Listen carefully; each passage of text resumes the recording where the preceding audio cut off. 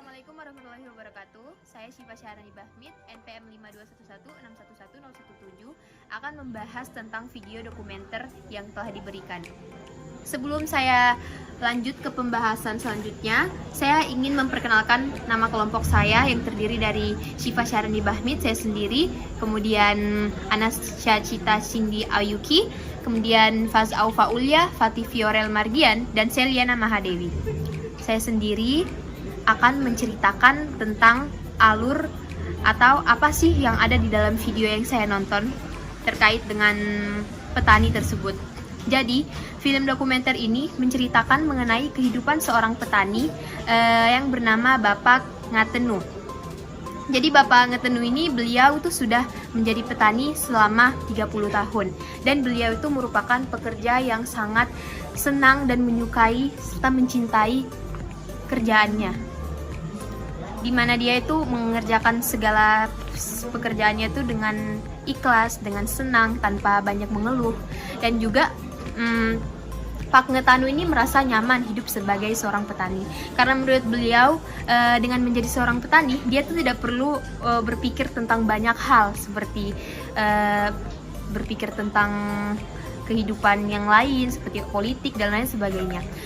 Dia bisa saja sebetulnya menjadi seorang pedagang atau tukang batu di daerahnya, tapi dia lebih milih jadi petani karena menurut dia jadi petani itu tidak memikirkan banyak hal. Jadi petani itu cuma berpikir bagaimana sampai panen dan mendapatkan hasil sehingga membuat dia senang, itu saja. Lalu beliau ini juga merupakan orang yang ramah, dan Pak Ngetanu ini juga memilih untuk menjadi petani walaupun sebagian dari hasil panen itu kadang tidak menjadi hasil yang baik dan biasanya gagal, tetapi dia tetap berusaha, dia tetap bersabar dan melanjutkan pekerjaannya, bekerja dengan stabil lagi, dengan sabar, dengan bekerja keras sampai menghasilkan panen yang baik. Ini saya akan menjelaskan tentang kaitan antara Pancasila dan pertanian. Pancasila sendiri yaitu sebuah akumulasi produk peradaban bangsa Indonesia yang berdasarkan kepribadian bangsa, kemudian dikonkretkan dalam ideologi negara dan bangsa yang berdiri sendiri sebagai sebentuk ide dan gagasan. Lalu ada pengertian pertanian itu sendiri, yaitu sebagai kegiatan manusia atau masyarakat petani sebagai mata pencaharian atau pendapatan. Petani itu sendiri menghidupi masyarakat dan berperan sebagai kehidupan berbangsa yang berdiri sendiri dengan realitas kehidupan petani atau pertanian. Lalu Pancasila sebagai dasar negara dapat dijadikan sebagai dasar kehidupan bangsa Indonesia. Salah satu aspek aplikasi Pancasila dapat diterapkan pada industri pertanian. Industri pertanian merupakan kegiatan untuk lebih memaksimalkan hasil dari pertanian itu sendiri dengan menggunakan berbagai alat dan kegiatan industri. Dengan kegiatan ini dapat diharapkan dapat lebih meningkatkan kesejahteraan masyarakat melalui bidang pertanian itu sendiri. Lalu pemerataan teknologi pertanian haruslah dilakukan ke berbagai wilayah Indonesia agar tidak terjadi kesenjangan sosial atau kesenjangan ekonomi antara wilayah yang satu dengan wilayah yang lainnya. Hal ini dapat direalisasikan melalui pemerataan teknologi pertanian dan masyarakat dapat memahami bahwa pemerintah tidak berpihak pada satu wilayah semata dan akan terwujud perasaan seperti senasib. Hal ini secara tidak langsung akan memperkuat persatuan dan kesatuan antar wilayah di Indonesia. Lalu keadilan yang merata akan terwujud melalui pemerataan teknologi dikarenakan tidak adanya keberpihakan kepada wilayah tertentu, tetapi arti adil tidaklah harus sama atau setara dengan yang lainnya. Pemerataan teknologi dalam bidang pertanian sebaiknya dilakukan dengan bermusyawarah antara pemerintah pusat dan pemerintah daerah. Hal ini diperlukan karena potensi yang dimiliki setiap daerah di Indonesia tidaklah sama. Saat potensi satu daerah dieksplorasi secara maksimal dan melibatkan masyarakat dalam terapannya, tingkat kesejahteraan masyarakat tentu saja dapat meningkat. Tidak lupa seluruh pemikiran dan tindakan tersebut tetap berlandaskan pada Pancasila agar benar-benar demi kesejahteraan bangsa Indonesia. Kesimpulan dari materi yang saya sampaikan tadi yaitu dalam setiap tingkah laku manusia, baik di masyarakat atau di kehidupan sosial, masyarakat Indonesia tidak terkecuali para petani juga mencerminkan adanya nilai-nilai Pancasila yang terkandung dalam perilaku yang diperbuat, karena memang Pancasila berperan sebagai pedoman dan cita-cita bangsa Indonesia. Dalam kehidupan pertanian juga terdapat tingkatan atau strata atau golongan sosial yang membutuhkan penerapan nilai etika dan moral yang tinggi agar tercipta keadilan dalam kehidupan para petani. Mengenai kebijakan yang dikeluarkan pemerintah terhadap kesejahteraan petani di Indonesia. Saya di sini akan mengambil contoh yaitu Kartu Tani. Nah, Kartu Tani merupakan terobosan yang dikeluarkan oleh Kementerian Pertanian berupa bantuan pupuk bersubsidi yang diberikan kepada petani-petani di Indonesia. Nah, kenapa diberikan Kartu Tani? Karena sebelum-sebelumnya banyak terjadi penyelewengan terhadap bantuan pupuk bersubsidi, sehingga pemerintah mengeluarkan kebijakan yaitu pemberian Kartu Tani. Nah, maksud dan tujuan dari penerbitan Kartu Tani itu apa sih?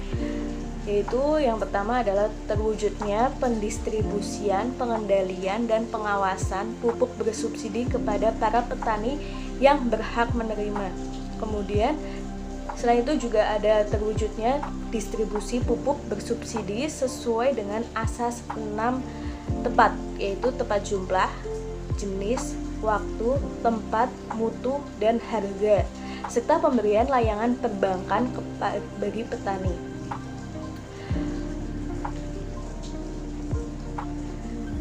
Dan dengan adanya Kartu Tani ini, pemerintah dapat memonitoring penyaluran bantuan, sehingga pemerintah dapat menentukan langkah-langkah selanjutnya yang akan diambil.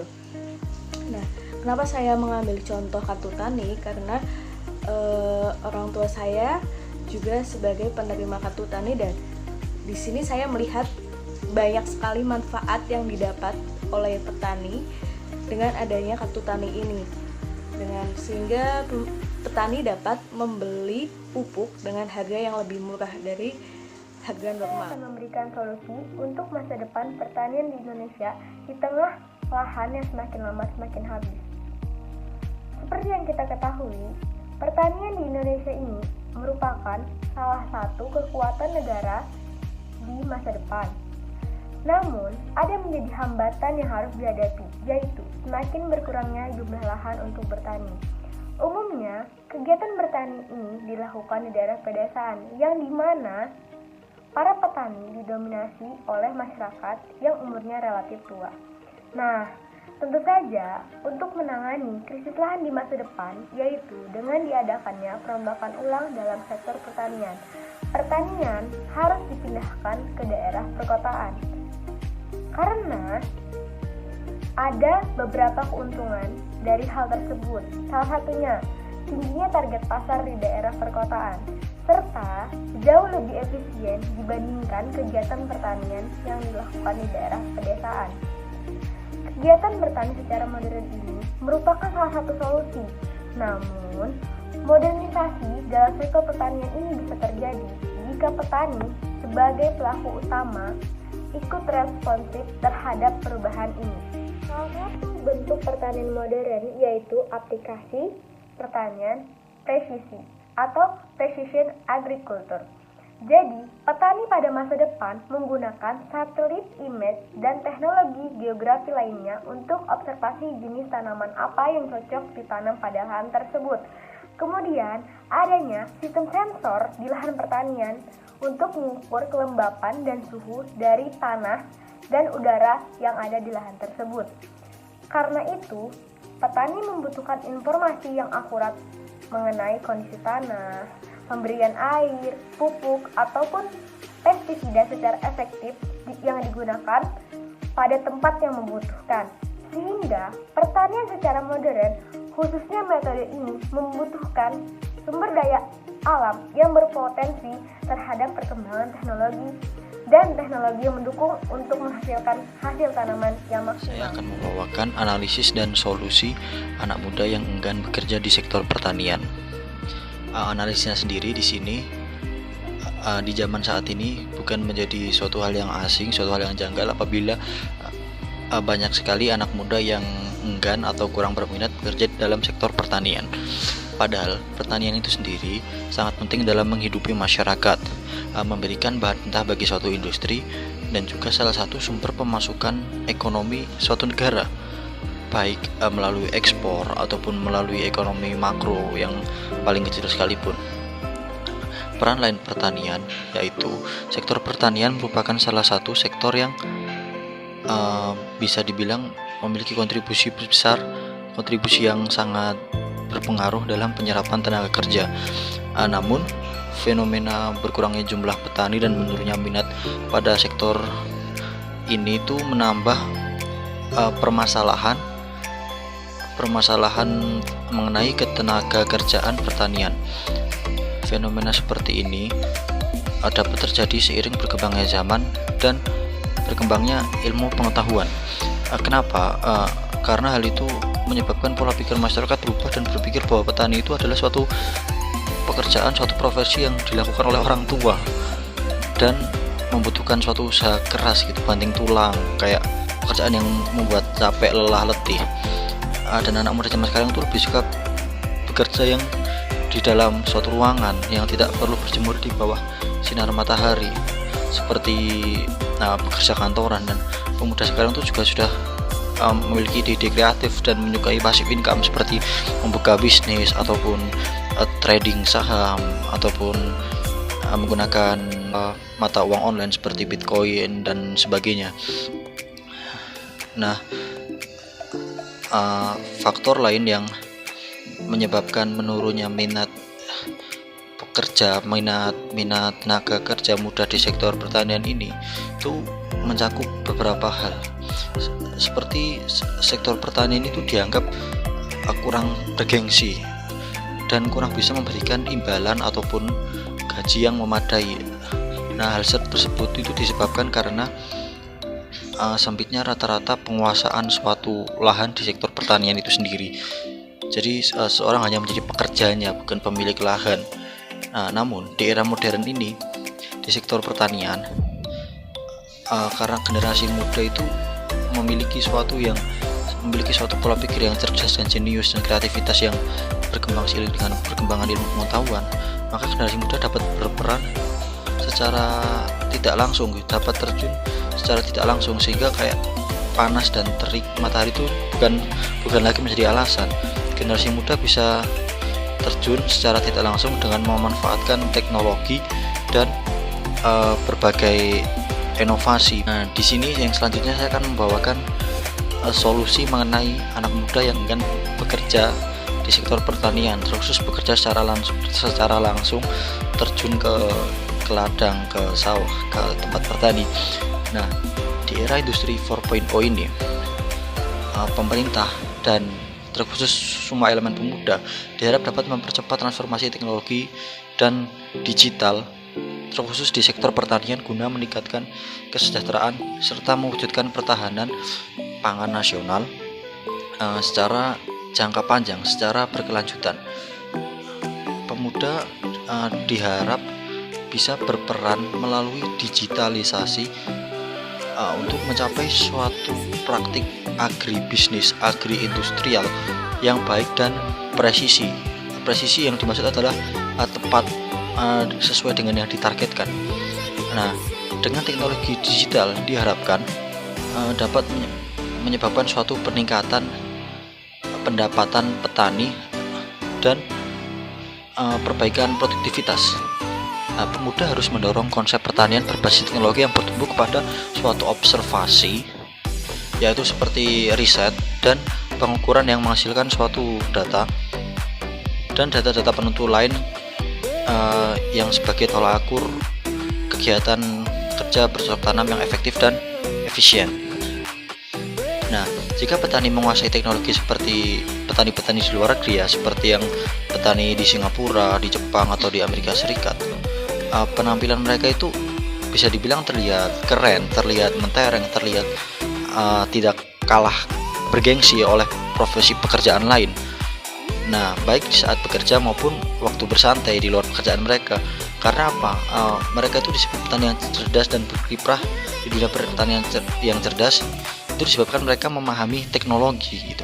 Mereka juga mempelajari teknologi, memanfaatkan teknologi yang ada, perkembangan teknologi yang ada itu diaplikasikan dalam pertanian. Nah, kita tahu bahwa teknologi digital itu berkembang sangat pesat ya saat ini. Baik di bidang kesehatan, di bidang militer, di bidang pembangunan, tidak luput juga di bidang pertanian. Nah, revolusi industri 4.0 ini bukan sekitar suatu slogan yang bisa dibilang hampir dalam seluruh aspek kehidupan ini sudah dirasuki teknologi, yang mana yang dimaksud adalah teknologi itu sudah berperan cukup kental di situ. Di sini bagaimana memulai pertanian cerdas seperti yang saya singgung tadi, seperti petani-petani di Amerika, di Jepang, dan di Singapura dan sebagainya. Pertanian cerdas ini juga harus dipelajari oleh masyarakat muda, namun juga harus dibangun oleh pemerintah itu sendiri. Yang mana pemerintah itu harus menyediakan infrastruktur yang memadai, dan juga masyarakat itu harus mempelajari suatu sistem jaringan internet dan pengembangan suatu program yang dinamakan Internet of Things atau bisa disebut IoT. Nah, sebagai contoh nih, ketika seseorang berminat mengembangkan suatu kentang, misalkan menanam kentang ya berkonsultasi dulu kepada pakar pertanian. Ya, tanyakan soal kondisi lahan, pengaruh cuaca, curah hujan, dan ketersediaan air, serta prediksi hama dan penanganannya. Namun, informasi yang dicari itu semua akan mudah didapat jika petani memanfaatkan teknologi IoT atau Internet of Things. Jadi, kita mengimplementasikannya contoh dengan menggunakan suatu aplikasi Arduino misalkan. Kita aplikasikan dalam drone otomatis yang bisa digunakan untuk seperti menyiram, memupuk tanaman secara otomatis yang secara berkala, atau menggunakan robot untuk mengambil hasil panen, untuk menggunakan suatu sistem yang dapat men-scan apakah di situ ada suatu hama atau pestisida. Nah, seperti itu. Nah, mungkin cukup sekian dari saya. Dan di sini saya memahami bahwa peran pemuda dalam sektor pertanian itu dapat dilakukan secara langsung maupun tidak langsung. Jadi walaupun pemuda itu enggan terjun secara langsung di lahan pertanian, namun masih dapat berkontribusi yang cukup besar jika ada niat, jika ada tekad, dan jika bersungguh-sungguh dalam mempelajari perkembangan teknologi yang mana dapat dimanfaatkan dalam sektor pertanian. Mungkin cukup sekian dari kami. Assalamualaikum warahmatullahi wabarakatuh.